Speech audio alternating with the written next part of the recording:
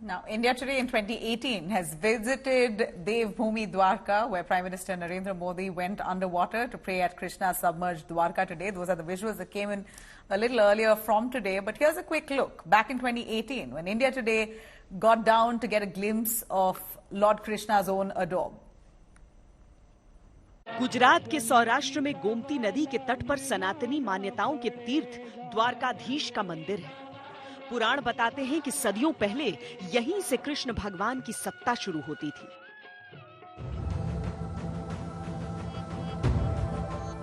यहाँ का कण कण कृष्ण की कर्म लीलाओं का साक्षी हुआ करता था।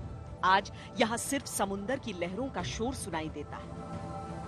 आज हम इस अथाह समुंदर का मंथन करेंगे, इसकी गहराइयों में उतरेंगे और खोज करेंगे कृष्ण की कर्म भूमि द्वारका की।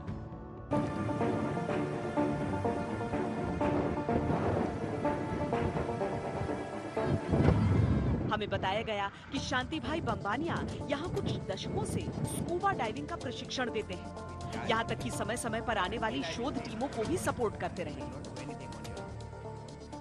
80s में पहली बार जाकर देखा गया कि कुछ ऐसे पत्थर हैं, ऐसे अवशेष हैं जिससे लगा कि वो द्वारका नगरी हो सकती है, उसका महल का हिस्सा हो सकता है।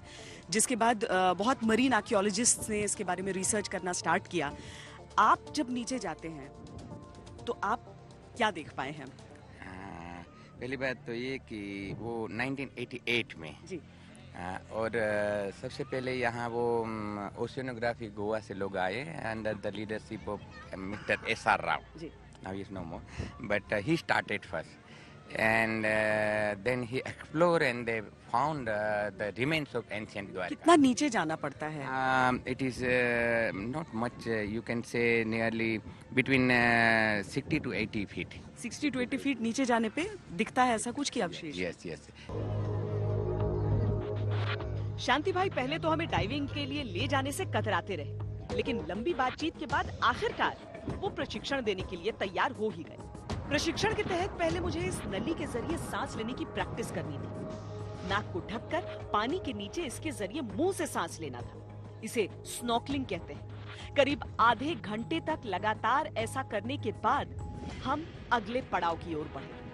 पूरी तैयारी के बाद अब उस आदेश का इंतजार था, जिसके बाद बिना पीछे की ओर मुड़े गहरे समुद्र के पानी में छलांग लगाई।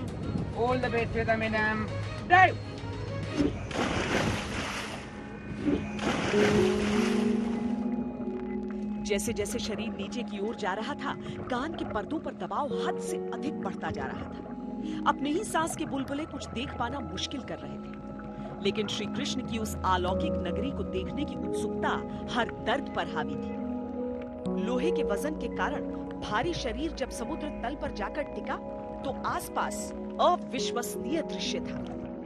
एक ऐसा लोक जो किसी दूसरी दुनिया का प्रतीत होता था।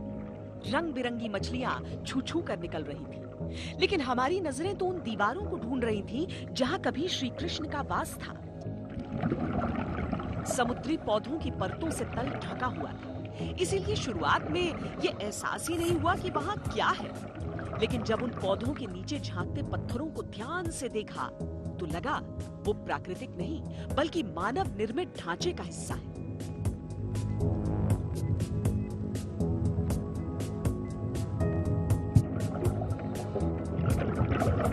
चूंकि हम कोई पुरातत्ववेत्ता नहीं, हमने केवल वो तस्वीरें ली ताकि सतह पर आने के बाद जानकारों से उसका विश्लेषण करा सके। सतह पर तैरती नाव से बहुत दूर तक जाना सही नहीं था, लिहाजा लगभग 100 मीटर की गोलाई में ही हम अपनी पड़ताल करते रहे। लगभग आधे घंटे का समय पानी के नीचे बिताने के बाद उस दायरे की पूरी तस्वीर तो देख ली, लेकिन सही कहें तो मन नहीं भरा। पृथ्वी की परतों के तले समुद्र के तह में ये एक ऐसा तिलस्मी लोक था जहां सदियों सदियों पूर्व न जाने कैसी जादुई सत्ता रही होगी। आंखों के सामने देवलोक की वो अकल्पनीय तस्वीर तैर गई, पर अब असली दुनिया में जाने की बारी थी। मैंने रस्सी को पूरा जोर लगाकर खींचा और ऊपर की ओर तैर गई।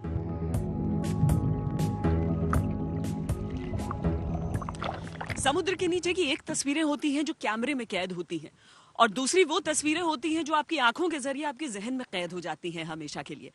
जब आप पानी के नीचे जाते हैं, या यूं कहूं कि जब मैं पानी के भीतर गई, तो शुरुआत में तो कुछ देर आपके कानों पर इतना ज्यादा दबाव रहता है कि आपको कुछ समझ पाना मुश्किल होता है, लेकिन चूंकि आप एक प्रशिक्षक के साथ रहते हैं, इसीलिए उस आत्मविश्वास के साथ नीचे जाइए। और जब एक एक चीजें खुलकर सामने दिखने लगती है, जब उन मछलियों के साथ, उस रेत के साथ, उस रेत के पीछे का जो समय है वो आपकी आंखों के सामने घूमने लगता है, तब आपको लगता है कितना भी समय यहाँ इस समुद्र के नीचे, समुद्र के पानी के साथ बिता लें, आपको कम ही लगेगा, क्योंकि वो पूरा वक्त, वो सदियां आप एक एक कर समेटते जाते हैं अपने साथ।